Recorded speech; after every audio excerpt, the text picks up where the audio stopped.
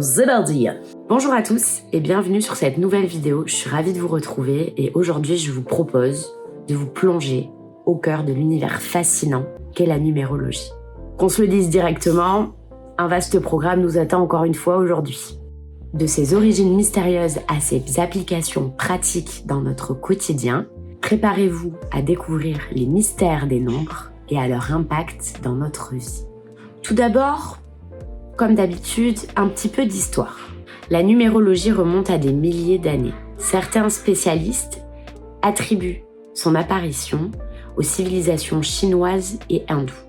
Pour d'autres spécialistes ou historiens, cet art divinatoire serait la création d'un très célèbre mathématicien connu sous le nom de Pythagore. En effet, une de ses plus célèbres citations est la suivante. « Les nombres régissent l'univers, tout est arrangé d'après le nombre. » Il attribue dès l'Antiquité une signification à chaque chiffre. Le chiffre 1 symbolisera le créateur, l'être parfait, le divin. Le chiffre 2 incarne la dualité, le féminin et le masculin, le bien et le mal, le noir et le blanc. Vous avez compris l'idée. Le chiffre 3 est synonyme du principe de Trinité, composé par la lumière, l'esprit et le verbe. Le chiffre 4 est une évocation des 4 éléments. La terre, le feu, l'air et l'eau. Le chiffre 5 représenterait les plaisirs du corps, l'engendrement. L'engendrement. Le chiffre 6 symbolise les épreuves à surmonter, les obligations terrestres qui pèsent sur l'être. Le chiffre 7 est le chiffre parfait par excellence, symbole de beauté et de sacré. Le chiffre 8 évoque l'équilibre, la justice et enfin le chiffre 9 évoque la fin du cycle et la transition vers un nouveau commencement. En l'absence de traces écrites, il est très difficile d'affirmer avec certitude le lieu exact de naissance de cet art divinatoire, de cette croyance. Les cultures chinoises et hindoues croyaient que les nombres avaient un pouvoir intrinsèque et pouvaient révéler des informations importantes sur le monde qui nous entoure et sur nous-mêmes. La numérologie est une conception du monde. La vie s'exprime par les nombres et les nombres expriment la vie. Au XXe siècle, c'est dans les pays anglo-saxons et plus particulièrement aux États-Unis que la numérologie va commencer à s'imposer comme un art divinatoire. C'est précisément en 1905 que le premier livre sérieux sur le sujet va être diffusé. The Power in Numbers. Désolée pour mon accent.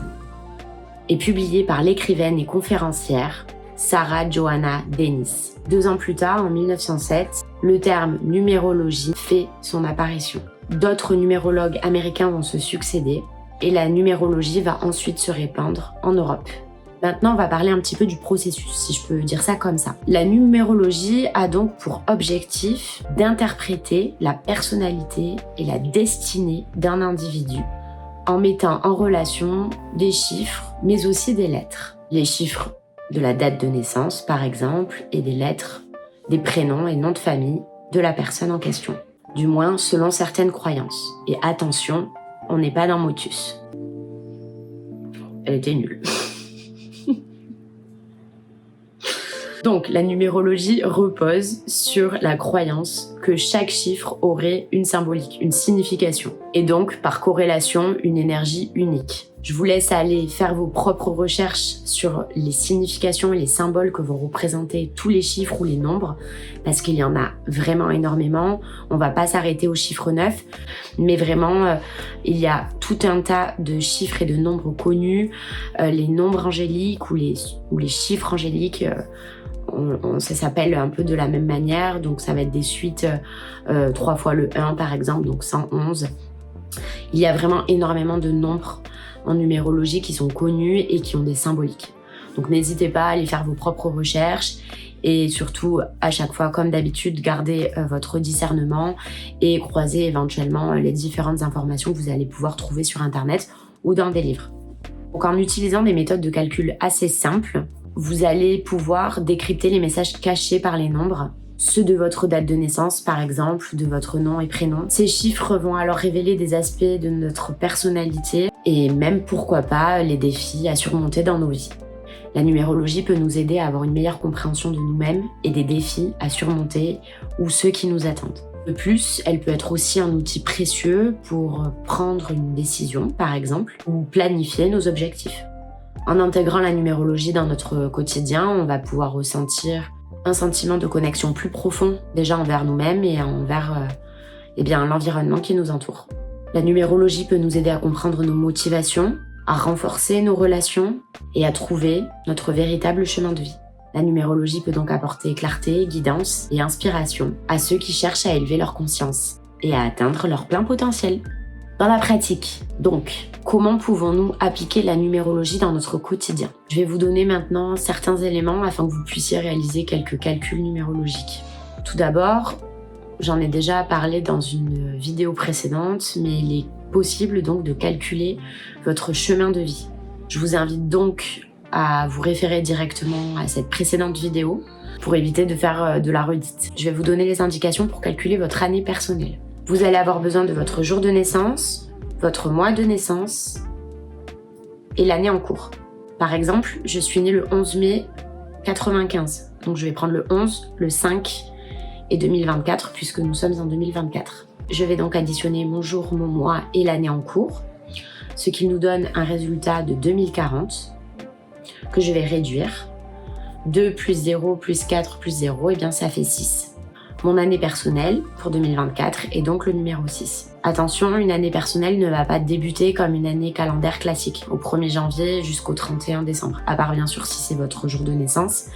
Mais si c'est pas le cas, en fait, l'année personnelle va démarrer le jour de votre naissance de l'année que vous avez choisie. Donc moi, en l'occurrence, mon année 6 va démarrer le 11 mai 2024 et va se terminer le 11 mai 2025.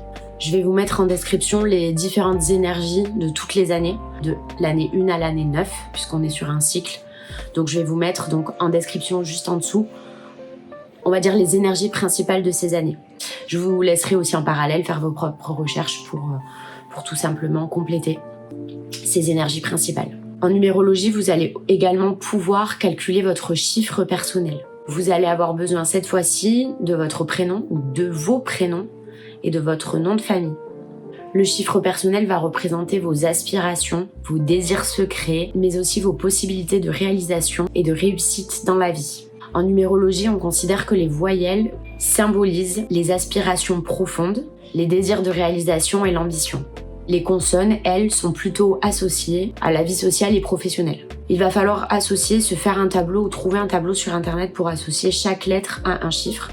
Donc en l'occurrence, le A égale le 1, le B égale le 2, le C, le 3 et ainsi de suite. On s'arrête à 9 et on recommence à 1. Je pense que c'est assez simple à comprendre. Si vous avez des accents sur certaines lettres de votre prénom, ou de vos prénoms, ou de votre nom de famille, c'est pas grave. Vous vous référez simplement à la lettre qui correspond.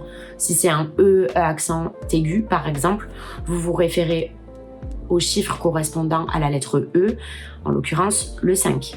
Voilà pour notre plongée dans le monde fascinant de la numérologie. J'espère que cette vidéo vous a plu et que vous avez appris des choses. N'hésitez pas à vous abonner, à liker et à commenter cette vidéo avec potentiellement des thématiques ou des sujets que vous voulez que j'aborde pour la suite. Je vous remercie encore une fois pour votre écoute et je vous dis à très bientôt.